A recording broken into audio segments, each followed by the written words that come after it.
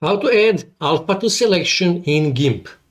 For example, let's just say I will write some text. Click here on this A for text, and then here I will say Gimp. And I will make this to be larger, 700, and I will change font style.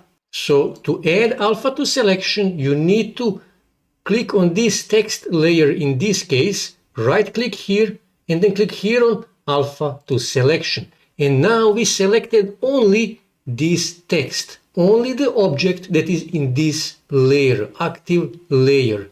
So now, for example, we can click here on this gradient and we can choose one of these gradients. For example, let's just say I will choose this one here, and then when I go here, I can simply change the gradient only of the selected object, in this case of the selected text.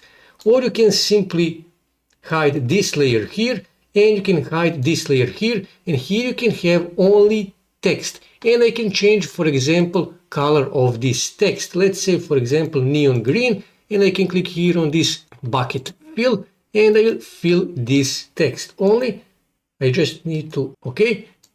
And here you can see how this looks. Okay, so this is how you add alpha to selection in Gimp.